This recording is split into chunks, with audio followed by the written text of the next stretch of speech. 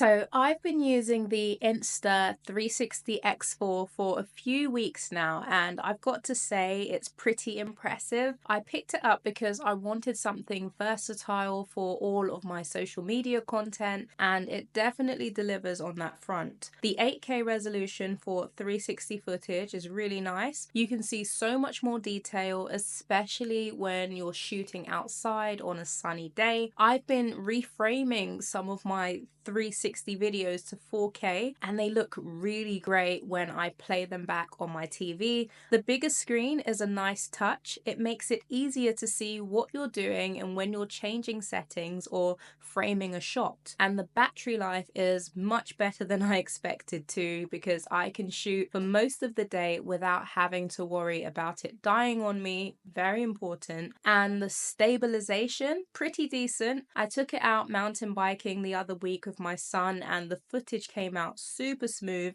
It's definitely not perfect. When it gets dark, the quality does dip a bit, so you'll still see some grain in low light shots. And as you can imagine, those 8K files are absolutely massive. I had to buy a bigger SD card, so it's worth investing in some of those if you don't already have a bunch. The lens guards are a nice idea, but they're not quite as good as I'd hoped. Another thing I noticed is this model is more expensive than the previous model when it came out. Just an observation, might be a deal breaker for some, probably not. Now, the AI gesture control is pretty cool, especially when I'm trying to film myself.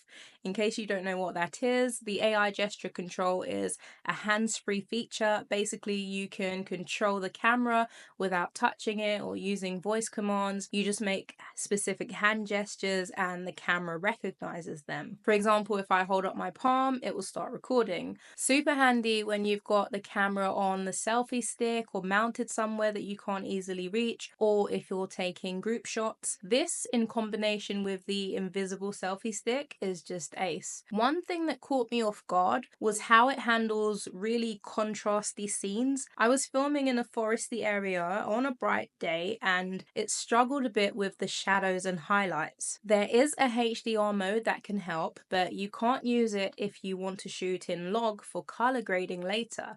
But all in all, I'm pretty happy with the X4. It's versatile and the quality is there, which is exactly what I needed.